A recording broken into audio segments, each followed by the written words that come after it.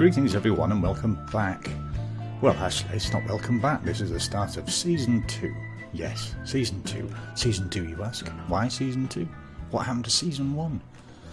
Well, unfortunately, the gods of modern Minecraft decided that due to loads of updates very quickly and the block numbers changing and things like that, it eventually corrupted my entire world. I did try in vain to rectify this situation and get things back on track again, but unfortunately, once again, the gods of Minecraft. The gods of Minecraft, up there somewhere, up there, it's like Shawshank Redemption. Gods of Minecraft. It happens, you know, it's modded. It's not perfect in any way, shape or form. And sometimes these things happen. But as you probably recall, we had issues with runic dungeons and various other things and chunk loaders and all manner of problems. So I decided, let's just start again. Since it's had a massive update and we're now on Infinity Evolved, I thought I'd give that a whiz. So without further ado, let's crack on. Episode 1, Season 2. Oh yeah!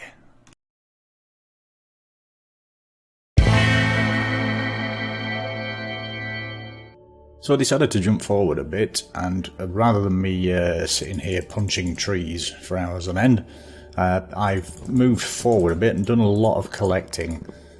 So I've scouted around this area, and I've done a bit of caving as well.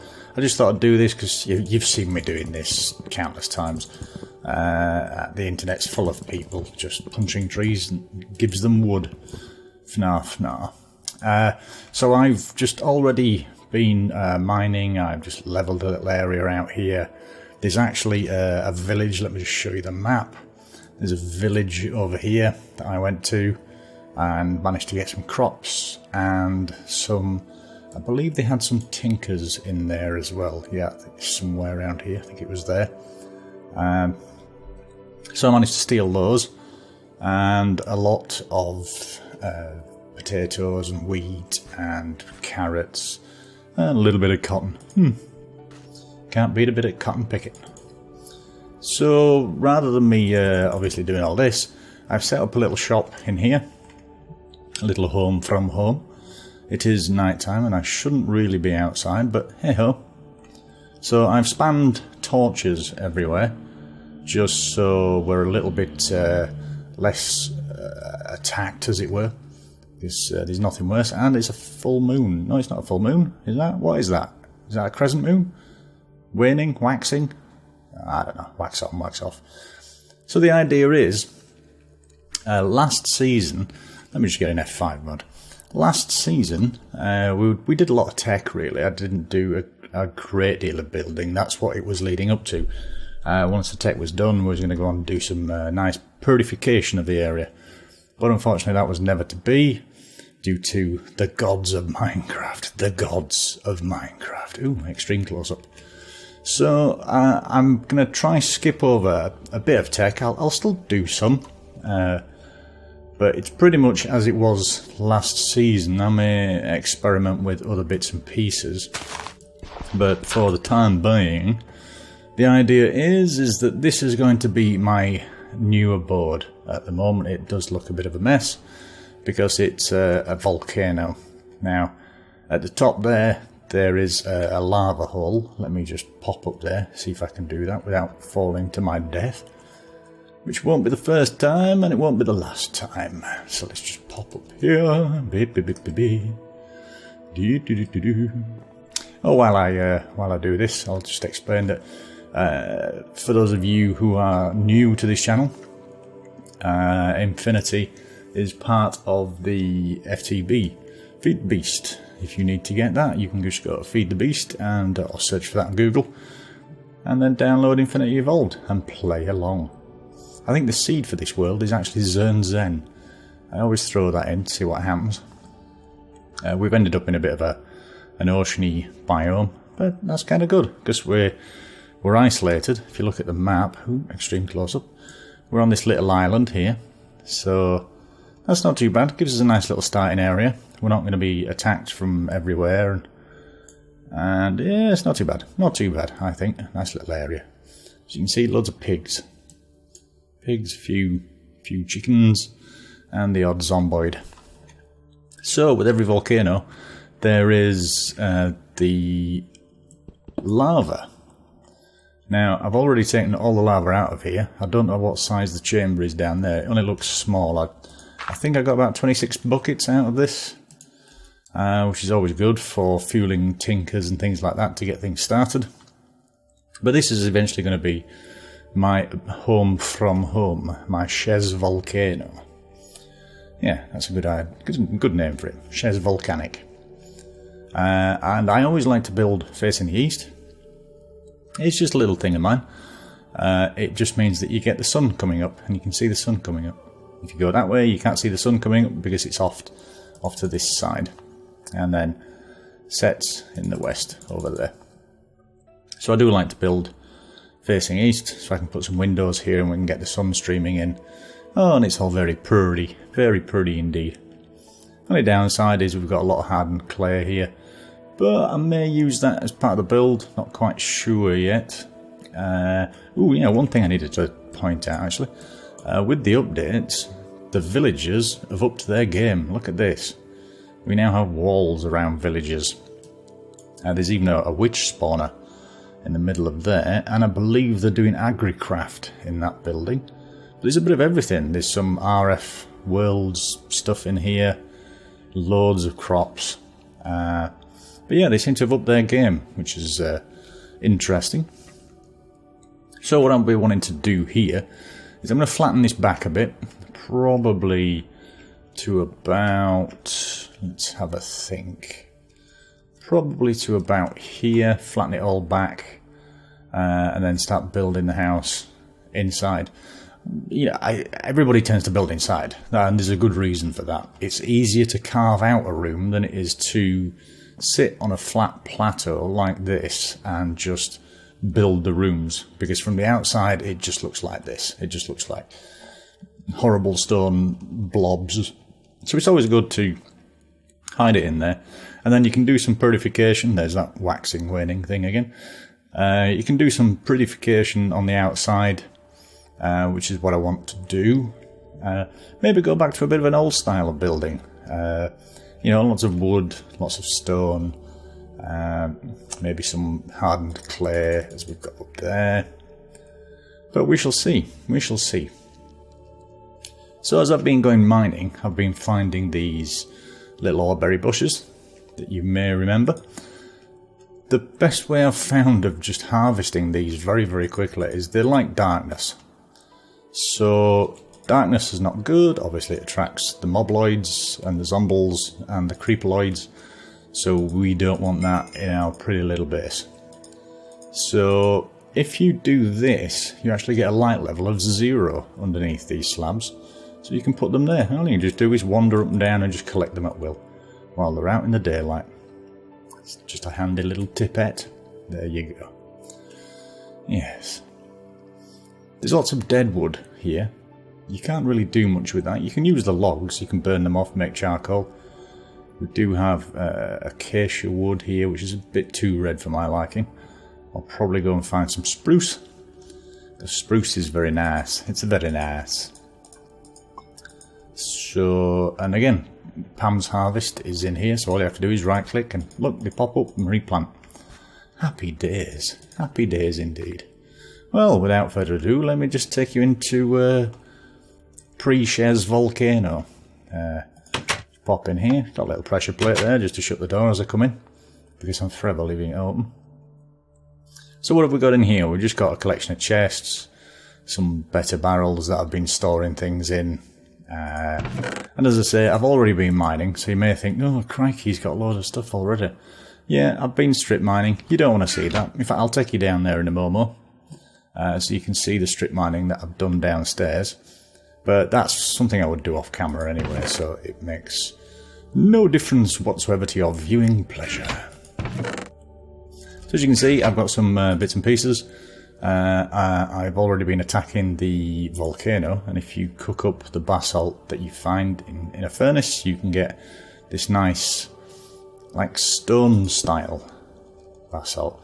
It's not the best, but it's better than what basalt is, which is, if I just show you the difference here. You've got basalt there, and then you've got cooked basalt. Much better. Just like cobblestone and stone, really. Just a darker version of it. So let's get rid of those. As I said, I've nicked some tinkers from the village. I'm sure they won't mind. And this is all from the village. I've not actually created any of this. This is just all stolen, apart from this and this, which you have to create. When you find a tinker's station out there, it's very rare you'll find these items, or the spouts for that matter. But I did find a couple of basins, a couple of casting tables. I just made the spouts myself by making up grout. And in here at the moment I've just got some iron, some aluminium brass, which you need for the casting table, so you can cast metals. Up until that point it's just stone. So where did I put my basalt now? Let's put it in there. It's a jolly good place to start. And then let's throw that in there. So I've already set up my tinker station. A crafting station is just your normal crafting table. Pop it back in there again, you get your crafting station. Nice and simples. They're really handy to carry around with you. So if I just look at tinkers, and this is what you need. So you need in tool station, which is a blank pattern, and a crafting station, which you just see me make, which is a blank pattern, is just 2 sets blanks and a set of sticks. Nice and easy. The part builder is any kind of log and a blank pattern. And then what's next? Pattern chest is really handy to have. A chest and a blank pattern, and that'll make this here. And if you put your pattern chest above your part builder, when you access your part builder, you get to see what's in your chest. It's a nice little touch. It saves you having to carry all these around or constantly going into chests. You know, makes life easier. So what else do we need? We have got a stencil table, which is up here. At the moment I just stack these, it's a lot easier. I have a basic crafting station down there as well, just in case. And then you can go on to a tool forge, which is, and this annoys me when this does this. Let's just go back over here, and bing, it's disappeared. And tool forge is blocks of iron and some seared bricks. Seared bricks are made out of grout, and grout is just clay, sand and gravel. You can do it singularly, or you can do it in block form. Nice and easy. So I thought, and also a little trash can up there, just to dump all the, mainly the andesite and diorite that I have. So I've made some tools already. Where are my tools? I put them somewhere. At the moment this is a house of madness because everything is everywhere. I cannot wait for me to get some form of AE up and running. Applied Energistics for the win. So I've made myself a hammer. This was my initial pickaxe, and let's just get these down as well. So what I have here is I've got a stone-bound hammer, which I've added lapis and redstone to. You can do that. If you put a crafting station next to your tool forge, you can always just pop suddenly you'll see this little icon in the middle of it. That tells you that you can put any kind of tinkers in there, and you can affect a change. So like for example, you can see there I've got redstone 50 or 50. That means that I've put 50 in here, either in block form or singular. Same with a diamond, you pop 1 diamond in there. Again, that's if you've got the modifiers. This just has 3 modifiers on because it's only a crude stone hammer. I think, let's have a look. Yeah, crude stone hammer. I put diamond on it so then I can do obsidian mining and diamond mining with a stone hammer. Nice and easy. As you can see, my lapis is 288 to 450. That'll give me looting 2. If I take it all the way up to 450, it'll give me looting 3, fortune 3, which is really handy. Redstone makes it faster, and diamond makes it plus 500 durability. So I've popped that on there, and the hammer will dig a 3x3, which I'll show you when we go down to the strip. And I've just made a lumber axe as well, because that chops trees down in one go. I've just put speed on that. I don't think there's anything else you need on that. And there's a stone excavator as well with speed on. Again, I don't think you need anything else on that. It's not like we need a super shovel. So let me just dump off some of this gubbins here. Tin ingots and bits and pieces. Pop that there, pop that there. And iron blocks. Throw those up there. Right, so let's get down to the strip mine, and I'll see you shortly. Bye bye. So here we are in the strip mine. This is the way back up. All I just did is just barely made a staircase all the way down to Y level 12. Y level 12 is good because if you want to get a majority of the good ores, let's just have a look for diamond, for example. If you want to get diamond, there is, here we go, ore generation. It will tell you that it will grow around 13. 13, 14, 15 is the best place. Lowest it'll go is 10. So I've come in at Y12, as you can see up in the top right hand corner. And that's where my feet are, as I believe. Let's have a look. Yeah, feet position is 12, eye position is 13.6. So, I always do that. So when you're digging straightforward, you get 12 down here, 13, 14, 15 and 16. So you get to see a good chunk of the majority of diamond. I could go down probably one or two more to make sure I get all the diamonds, but I get a good amount of diamonds from this as it is. I think I've got a stack of diamonds at the moment, which is not actually a great deal to begin with, but it's enough. It's enough to keep things going. And so when I've got this down here, I just make channels here. I leave a 2 space so I can see any ore that's on this side, and then when I dig through here, any ore that's on this side as well. It's a nice, quick and easy way of strip mining. So what I'd do is I'd make sure I've got my hammer on me, and then I just punch through, just like this. Just keep going forward. And I generally get all the way to the end, and then I come back and put torches down. But for the benefit of this, you don't want to see this. This is, now it's getting very dark. Let's pop a torch on. Just pop some down here. Do a quick F7 to make sure that there's no red X's on the floor, because I don't want anything spawning down here. So we can march on at a steady pace with this. Obviously, if you upgrade your tinkers from stone to, say, iron, any of the higher metals, and then when you get into the nether, the cobalt is the way to go. And from cobalt, I think it's, was it Manulin? Manulin's the best one. Unfortunately, it looks like bubblegum pink, which is not really ideal if you want to have a manly hammer, whether it's a pink hammer. But, you know, pink's a nice colour if you like pink. You know, not my choice for a hammer. You know, when I go to the hardware store, I don't immediately search out pink hammers. I know you can buy them. I believe that it's a female line for some strange reason.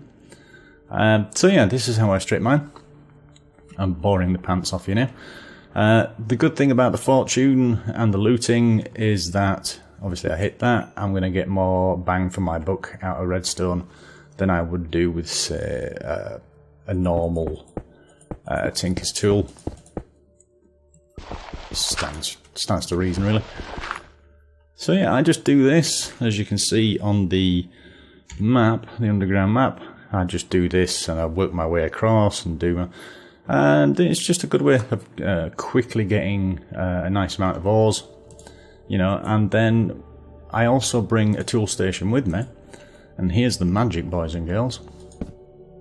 On this tool station, I can go into repair mode here, throw my tool there, and whatever cobblestone I have, I can actually repair my tool with it at the same time. Just like that. There you go, fully repaired. And that's the beauty of the stone tool in the early game. Whatever cobble that you make, you can easily repair everything with it. So these are all stone tools at the moment, just stone and redstone. It's lovely. Lovely, lovely. Anyway, let's enough of this nonsense. Let's go back to the top.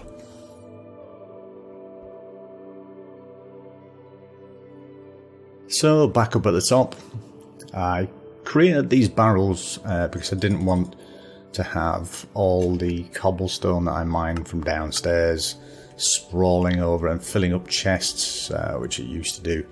The better barrels are easy because you can see there's 19 stacks of 64 plus 2 cobble. I've done it for what was the word? I was going to say shale, but it's not. Gravel, and for logs as well. I also have a basalt one here, and what's that? Oh, that's a stone one. Sometimes really hard to figure them out. You can upgrade these as well to make them bigger and better. Let's just have a look at how you do a barrel. Nice and easy. And I love these barrels. I've liked them for a long time. I've used them in Agrarian Skies quite a lot. It's nice and easy, just a few logs, chest, and a half slab on top gives you one of these. As I say, you can expand it, you can turn it into a hopper upgrade to allow it to automatically input and output. You can get it to emit redstone. You can have a void barrel. That's obviously the creative side. You can have a B-space barrel. Not quite sure what the B-space does. If anybody knows, you can leave that in the comments. I believe it might teleport it to another place. I'm not quite sure. Not quite sure. And yeah, so that's the Jabber. Jabber's quite good, I believe. Let's just have a look. There you go. This is how you can upgrade. You can get a structural upgrade, and then you will also need a where's it gone? A storage upgrade for a structural upgrade. Then you can also get storage upgrade, which will increase the capacity by 192 stacks, 576. So you can imagine these are quite sizable. You know, that's 15,000 stacks there, 15,500. It's quite sizable. Oh, B-space tuning fork. I'm assuming then you can put things in one barrel and it transports it to another one somewhere else by linking the barrels. Anyway, not quite sure what the hammers do. Never really used them. But apart from that, Jabber, very good. Jabber. So what are we going to do? Well, I think this might be the end of this episode for now. As I say, I've done quite a lot, so it was a lot of point and tell in my usual routine. But I think next time we will clear out some of the front and up at the volcano, up at Chez Volcano. Smelt up there. I'll do some more strip mining. We'll start looking at automation as well. Start looking at energy, some survivalist generators, which I've used before. Nice and handy things. But apart from that, that seems to be it. So please don't forget to like and subscribe. It helps me out tremendously. Yes, that's still a thing. And apart from that, I shall see you on the flip side. Much love.